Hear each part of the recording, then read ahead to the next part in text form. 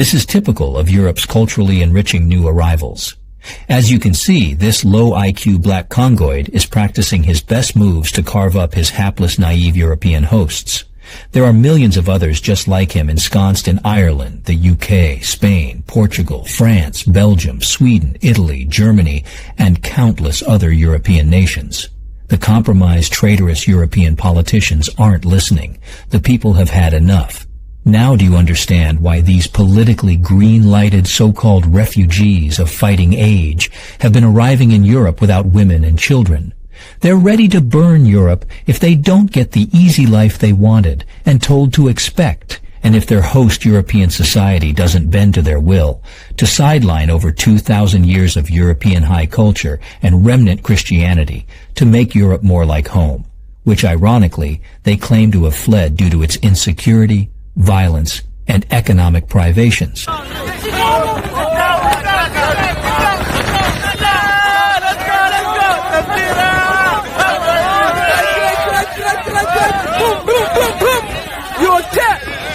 The invaders have been herded into ghettos, as we've seen in France and elsewhere in Europe.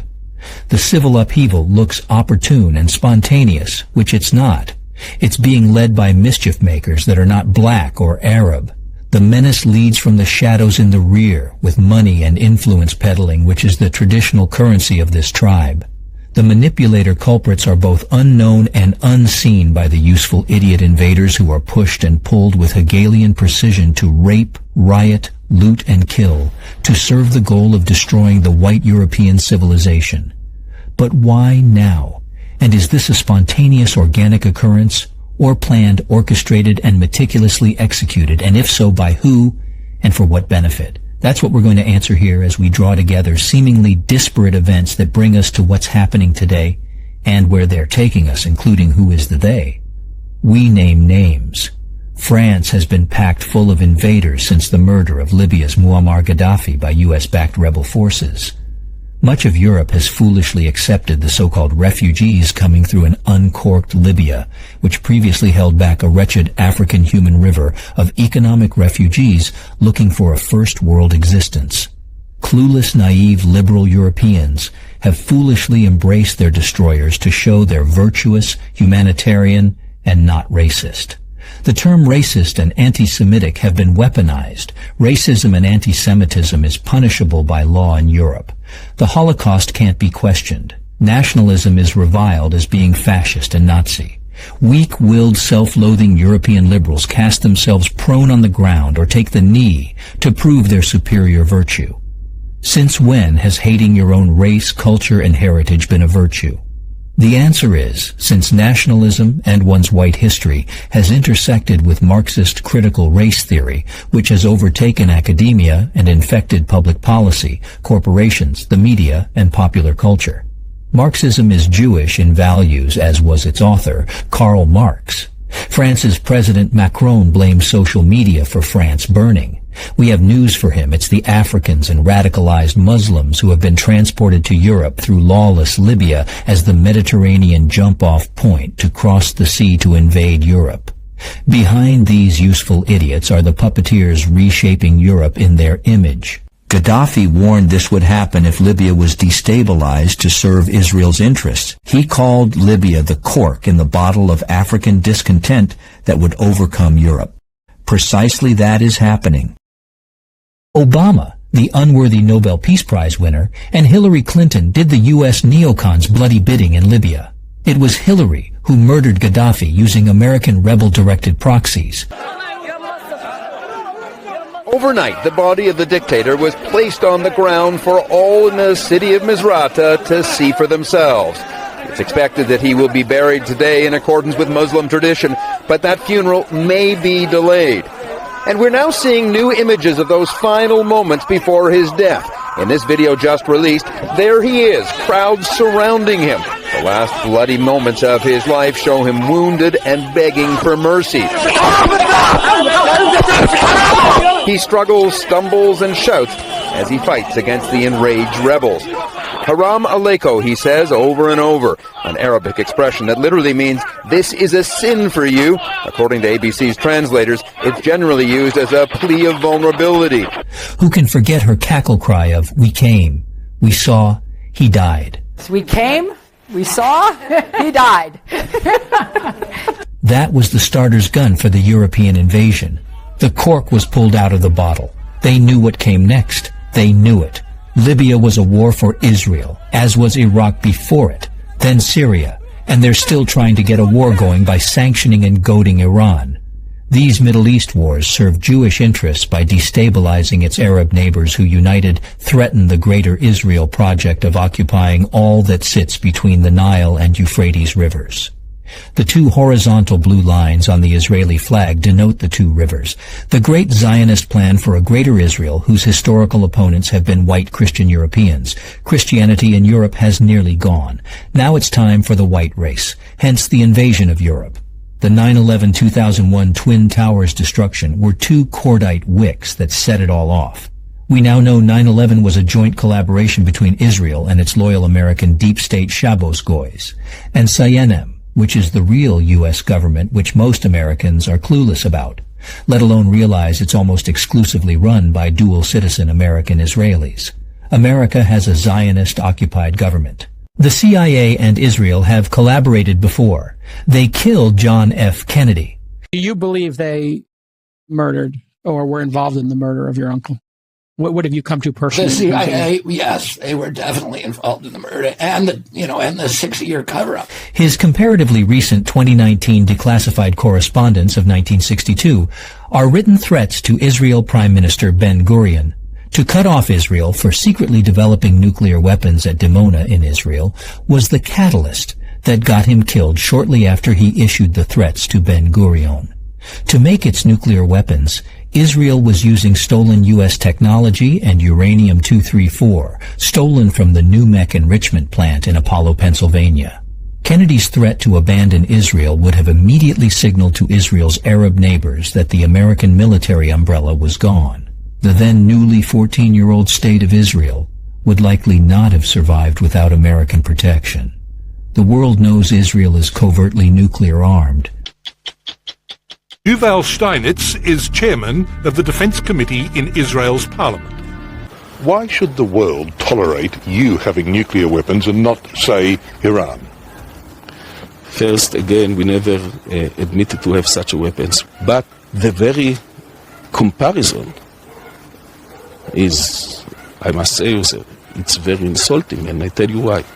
We suffered one Holocaust. We listened to our neighbors. Is it because of the Holocaust that you should be allowed to have nuclear weapons? You know what? This interview was finished now. Your attitude is so hostile. Israel refuses to allow International Atomic Energy Agency inspections or sign the Treaty on the Non-Proliferation of Nuclear Weapons. In place, it maintains to nuke any neighbor in Europe of Israel as existentially threatened. It's called the Samson option. Like Samson in the temple, he brought down the temple on himself to destroy his Philistine enemies. Ukraine is currently being ethnically cleansed for the backup homeland and refuge for world Jewry. Vladimir Zelensky is Jewish, as are the oligarchs who installed him with the backing, blessing, and resources of Jewish Victoria Nuland, who was the Undersecretary of the U.S. State Department. Nobody existentially threatens Israel without incurring regime change or consequences. Gaddafi and Saddam Hussein learned that. Indeed, before he was murdered, Gaddafi exposed Israel as Kennedy's killer with the CIA. JFK's assassination was just another joint operation predating 9/11. I will tell you that I found articles, not in any crackpot publication, but in very sophisticated publications saying, forget Lyndon Johnson, forget the CIA, forget Fidel Castro, Mossad killed Kennedy. The gentleman on my right is Martin W. Sandler, and Marty, welcome. Thank you. The prolific Mr. Sandler has written and published more books than his age. 2 of those have been nominated for Pulitzer Prizes. He, Marty, is justifiably proud of his 6 books in the Library of Congress. Marty has also won 5 Emmy Awards for writing and producing. Marty, firstly, I must compliment you on the incredible variety of letters that you have selected. There are some just remarkable gems. Yes. Jill Abramson, who is the executive director of the New York Times, wrote 10 days ago that an estimated 40,000 books have been published since the president's death. So, given the broad scope of the subjects you have tackled, why President Kennedy and why now?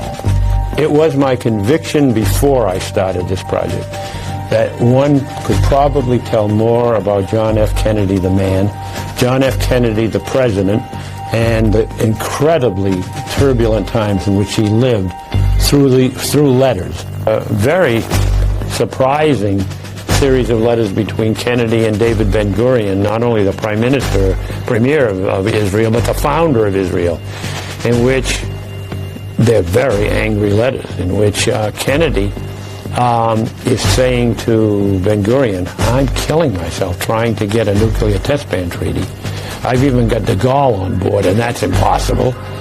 And you keep testing in Dimona. You've got to stop. And then Ben-Gurion, thank you, in so many words says, it's easy for you to say sitting in Hyannisport. I'm sitting with the Arabs all around me, and you want me to give up nuclear testing. And Kennedy threatens him. And he threatens him in such a way that Ben-Gurion resigns. And I will tell you that I found articles, not in any crackpot publication, but in very sophisticated publications saying, forget Lyndon Johnson, forget the CIA, forget Fidel Castro. The Mossad killed Kennedy because they were so upset over what he did to Ben-Gurion.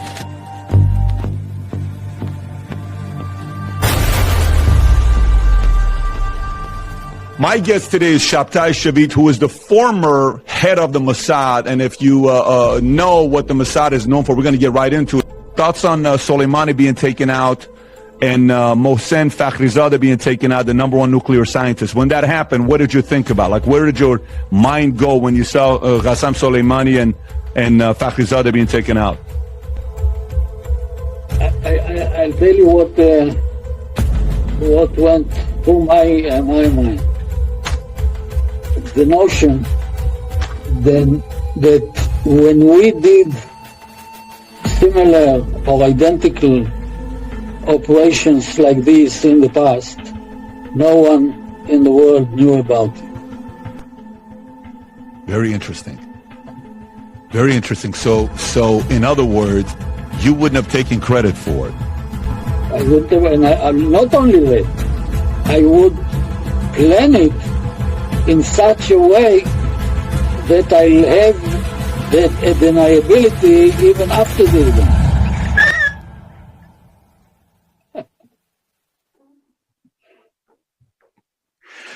Well, then you're in a league of your own. You know, you're something else when you were the head of Mossad. American state-of-the-art combat weapons sent to Ukraine are now showing up on the streets of France. Look at this. An invader with a belt-fed weapon. It's not your usual refugee kit. Where did he get the weapon? Where are the others getting their weapons? They're now showing up all over France and Europe. Who is transporting guns and strategically placing them in the hands of the ghetto-bound European invaders? These weapons are a useful spin-off of the Ukrainian morass to arm millions of European invaders of fighting age. Ukraine should be called the useful war. That's why America is funding it. These are images of zoo animals roaming the streets of Paris. Lions, zebras, elephants, and more. Animals don't open their own cages. Zookeepers' keys are needed to open cages and herd animals to exits into the city streets. This is the work of state actors or those fomenting social disruption to terrorize and traumatize the population with fear, so people accept a state of emergency or martial law, while curbing freedoms on the desired path to social and economic collapse for creative destruction. Destroy the old and wipe away existing power structures for new ones without the need for messy democratic consent. You know this plan by its Gentile name. The World Economic Forum's Great Reset. Nothing is hidden. It's all in plain sight as required by revelation of the method for the consent compact that rules human affairs beyond governments of men. We've repeatedly been told by the Jews, like Barbara Specter, that Europe will not survive unless it ceases to be mainly white and homogeneous, which means becoming miscegenated and multicultural, which is code for mixed-race mulatto and white replacement. That's what the invasion and all the race-mixed ads you see nowadays are about.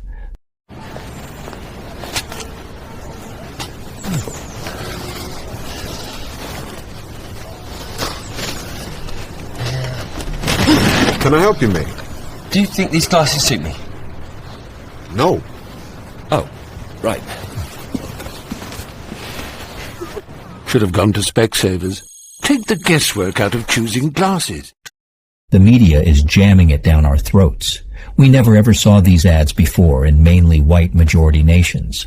Jewish Hollywood is bringing up the rear with miscegenated movies and television programs, as is popular culture and transnational corporations who, when not promoting LGBTQ issues, have their marketing depict miscegenated mixed-race families, which are the rare exception and not the norm.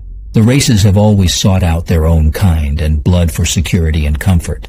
It's coded into the DNA of humans. People gravitate to what's like them. What's not like them represents a potential threat in times of stress. This also happens within racial groupings. For example, the Tutsi and Hutu people of Uganda. It's repeated in India, China, the Americas, and worldwide. Manufactured brotherly nurtured unity cannot overcome human nature and DNA when society is stressed. It's why assimilation between the races doesn't work unless it involves miscegenation wherein race is extinguished. That's exactly the plan for Europe. White replacement. This isn't to say that each race of people doesn't have value. They absolutely do for their uniqueness, but in their own nation and culture. To force race mixing extinguishes the uniqueness of true human diversity. Let's make that clear. To encourage races to run away from their nations instead of nation building is wrong. It condemns those who remain at the expense of those who fled, usually for selfish economic reasons. Transnational corporations have been press-ganged into the Great Reset. They're directed and harmonized in lockstep by adherence to ESG, DEI, and CEI corporate scores needed to access the capital and finance of the mischief makers who are biblically known as the Jewish money lenders.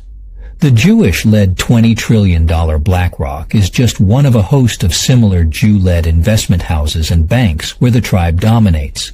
Money runs the world through power, and that's precisely what they're doing now. The Holocaust narrative and anti-Semitism epithets mean we now can't even ask questions about what they're doing, or their disproportionate power and influence relative to their small numbers in host nations. Europeans have been totally silenced and dare not point out the unseen culprits of the mischief and menace they're experiencing. The black, Arab, and Muslim invaders of Europe against their white hosts mean we don't see the Jewish mischief makers in Europe, let alone those in Ukraine at the moment. We don't see the Jew. It's no coincidence that chief global mischief makers like George Soros are Jewish, nor is it a coincidence Soros is a money maven, as most are.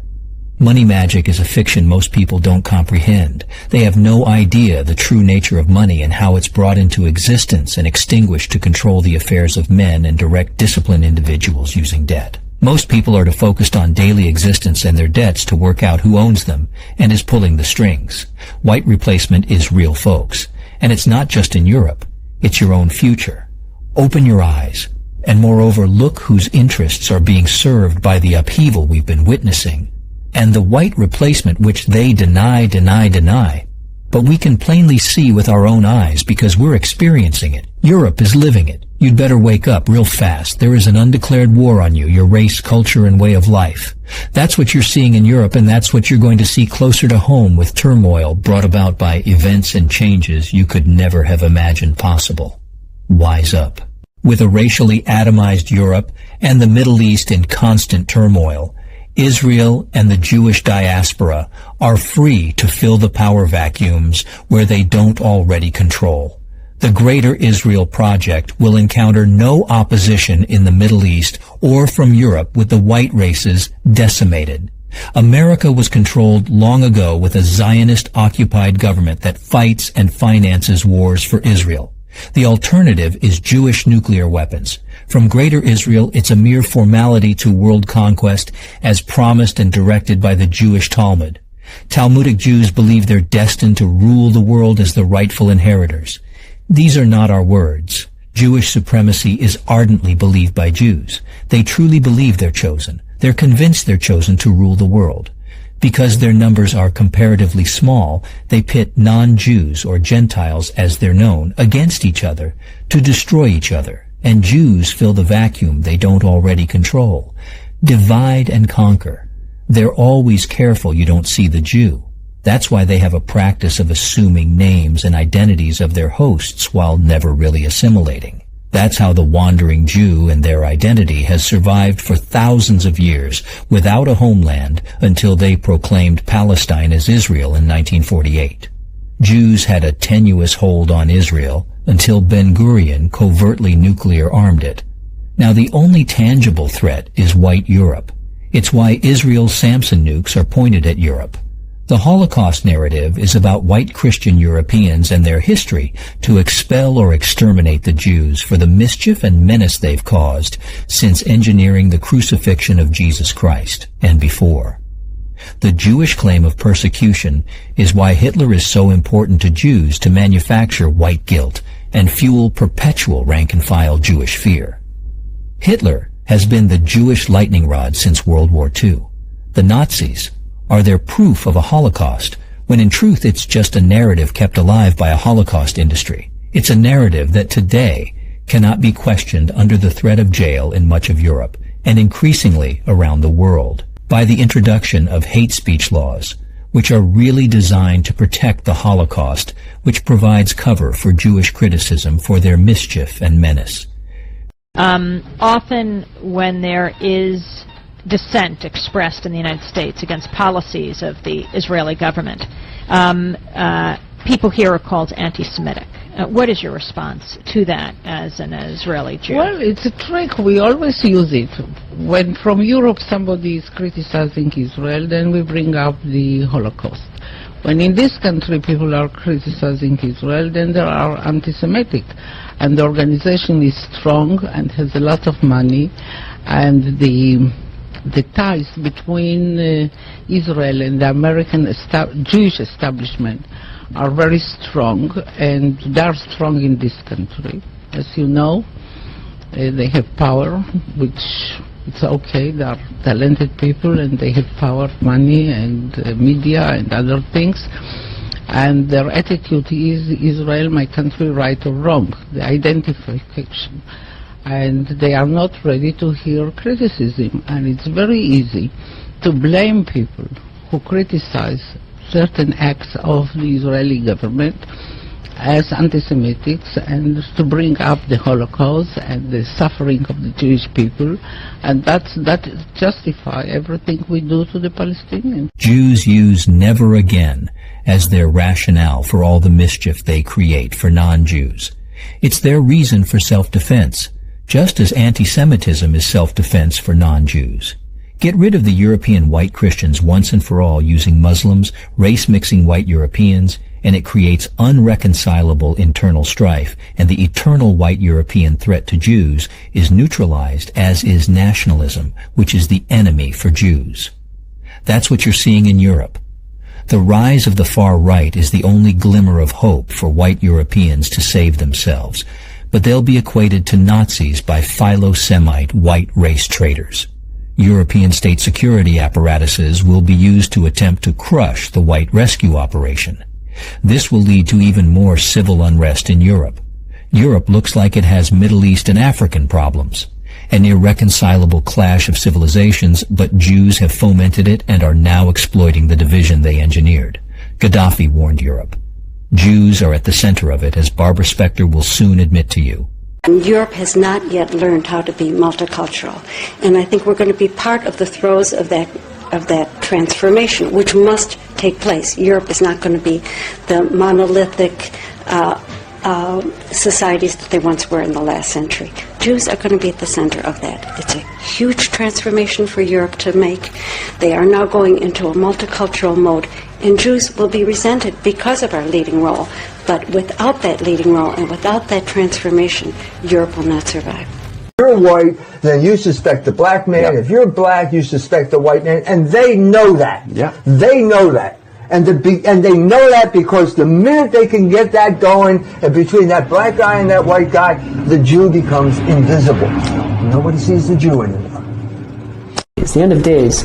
You're going to need the iron of Esav, which represents Edom, which is the West, Europe, and the Americas, to get intermixed with Ishmael, which is basically Arabs and Muslims. How in the world was this ever going to happen if not for this refugee crisis? At the end of days, you're going to have this intermixing between Esav, Edom, which is the West, and the East, which is the Muslims and the Arabs, making this through this influx into the world. They're going to have a far larger birth rate than the indigenous people there, and they're going to sort of conquer by number. And there are many different sources for this, where there will be many, many people killed and so on and so forth. So the idea of having these refugees come into Europe, it's no longer a matter of whether it's right or wrong. It's just simply a fulfillment of what it was meant to be all along. This is a fulfillment of the Chazal and the prophecies.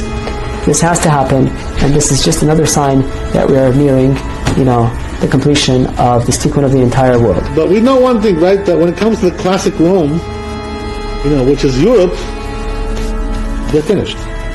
And you don't have to be a prophet or a great analysis for that. You have to open the TV or the internet and see that exactly what was prophesied then, that the sons of Ishmael are going to go and cause havoc around the world. So France is completely barbecued. England is next. Now half of Europe is completely half dead. Now look what's going on in America. So, now in a country near you. Asking what's going to be with the Goyim when Mashiach comes. Will they be destroyed and annihilated? Someone asked, who cares? Okay. As a nation, they'll cease to exist, even as individuals. Every individual, no survivors. Not only as a nation, they'll cease to exist, even as individuals. In modern terminology, they call it cultural genocide. They'll be annihilated. But they basically learn there's going to be cultural genocide. You know what? The Goyim as they exist as Goyim, b'fnei atzmam, that's done with. Batul u'mevutul.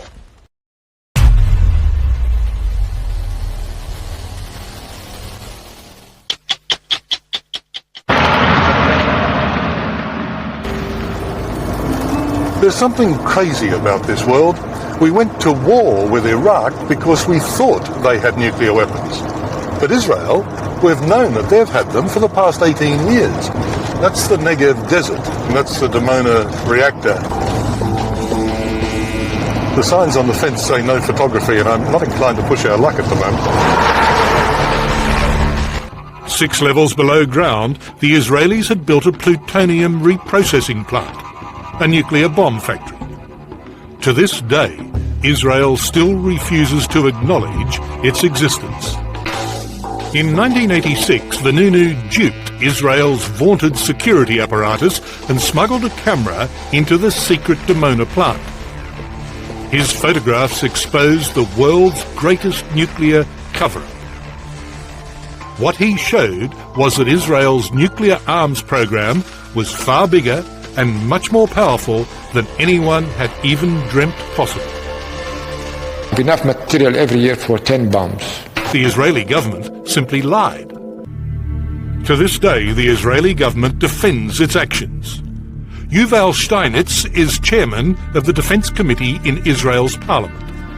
Why should the world tolerate you having nuclear weapons and not, say, Iran? First, again, we never admitted to have such weapons. But the very comparison is, I must say, it's very insulting, and I tell you why. We suffered one Holocaust. We listened to our neighbors. Is it because of the Holocaust that you should be allowed to have nuclear weapons? You know what? This interview was finished now. Your attitude is so hostile.